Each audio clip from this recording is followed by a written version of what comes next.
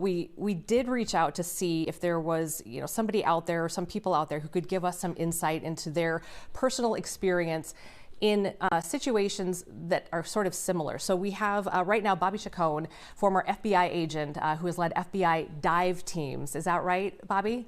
Yes. Okay. Yes. Thank you for being here. We really appreciate your time today. Sure. First, I just want to gauge your reaction when you heard about this and then just like the rest of us saw what happened.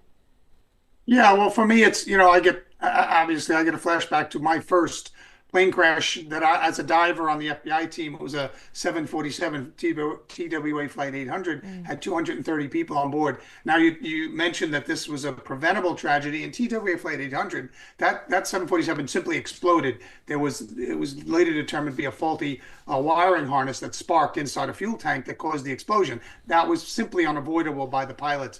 This one, as you mentioned, people are, wondering whether it was avoidable. Whenever you have two aircraft or two vessels, or two cars or two boats smash into each other, you always think it was avoidable. One or both of the people behind the controls of whatever craft hits another craft, it's preventable somehow. And so they're going to look into that. They're going to look into the tracking. They're going to look into the communications. The divers will likely recover the black boxes, which both have, there are two black boxes in the aircraft. One in the front, which records voice from the cockpit. The other in the back, which records all the data, the technical data, the airspeed and the altitude and things like that.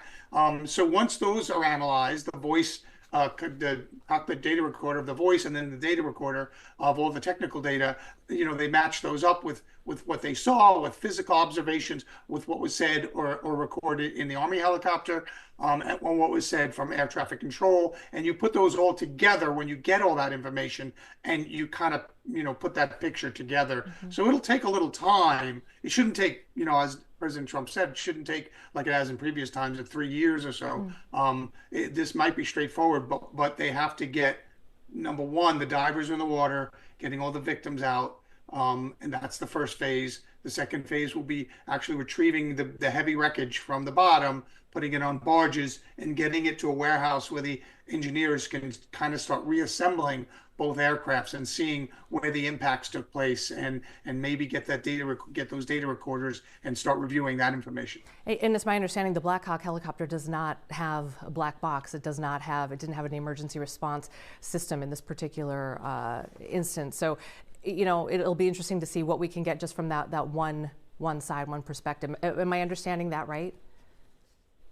Yeah, and I flew in Black Hawks helicopters when I was in Iraq in 2005 for the FBI, and those are very nimble aircraft. As you said, they can maneuver very quickly and stuff. And so it will be a question on why the Black Hawk pilot, because the aircraft coming in for landing slows down. When an aircraft slows down, it has less control over how it moves. And so the aircraft coming in for landing is on a track. They're very focused on that. Their landing gear is down. There are a lot of things.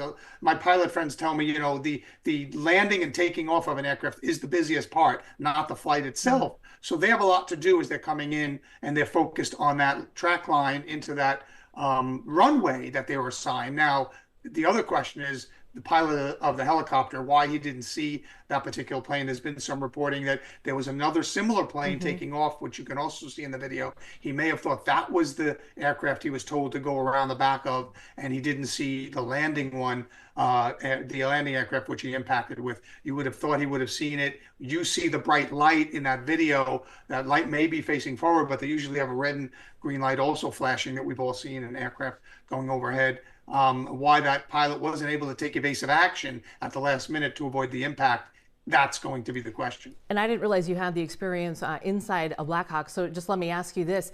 How much time would you need if you're operating that Black Hawk helicopter to change directions? Or, I mean, you said it's, at those particular times, it's very wobbly. I mean, how can you break down for us in that time? We don't know how many seconds they were given, anything like that yet, but given your experience, how quickly can they maneuver?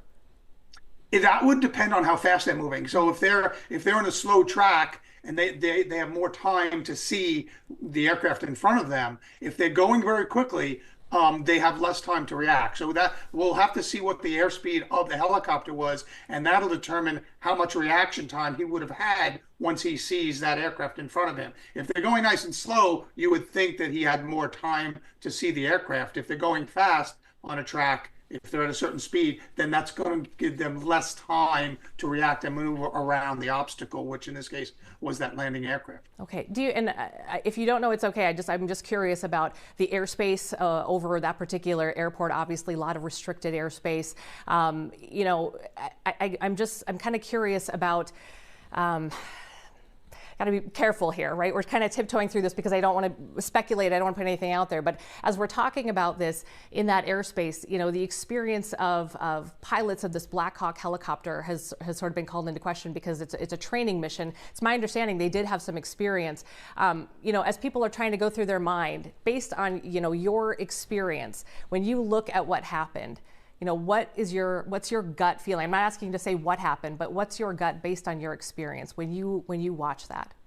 Yeah, my gut is that he obviously he didn't see it, or he didn't see it with enough time to avoid hitting it. Obviously, if he had, he would have. And then my other gut is that he might have saw that other aircraft as the one he thought air traffic controller was telling him to go around. Now, as far as the training missions, everybody does training missions. Even experienced people do training missions. It's called recertification. Even some of my friends who are very experienced pilots and fly all the time have to there's a periodic time, every so often, months, years, whatever that time is, they have to go back in a flight simulator and get recertified. So the fact that it was a training mission doesn't necessarily mean the pilot at the controls wasn't experienced. It could be an experienced a pilot just doing retraining. We train all the time. The military trains all the time. Even the most experienced people train and go on training missions and do training evolutions. So the fact that it was a training mission, if in fact it was, doesn't indicate at all about the ability or the experience of the pilots. There have been a lot of questions today about night goggles. It's my understanding we don't know if they were used or not, but why are reporters asking about that? What would that what would that do in this situation? Well, Black Hawk pilots, when I was in Iraq and we were flying at night, they would a lot of times have night vision goggles on because it's dark and they can see better, you know, much better at night. The problem with night goggles, and like anybody who's used them, and I've used them, is that they're great in the dark.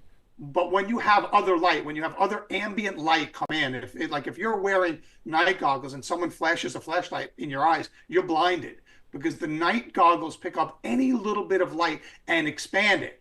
So where there's ambient light, as you do have in DC, and especially in a commercial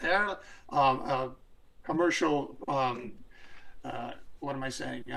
Where commercial aircraft land, you have a lot of ambient light. You have the runway lights, you have other lights, you have the lights of the city. I saw earlier a young girl whose condo overlooks the airport. So you have a lot of ambient light. So that's not an environment where night goggles are going to necessarily be good for you. So if you're wearing them, if you're trying to train with them, you should train with them in an area where there is almost zero light, because any kind of ambient light interferes with night vision goggles. So you can adjust them, yes, but in an area like this, I wouldn't think that night vision goggles would be even helpful with so much ambient light there, you know, in a city setting near an airport like that, near a commercial airport that has all the lights that it does. So if they were training with night vision goggles, you know, maybe that could have been a contributing factor. I don't know. That's yet to be seen. Yeah. Okay. I was just curious why so many people were asking about that today. And let's take you to the diving aspect of this, the recovery aspect of it.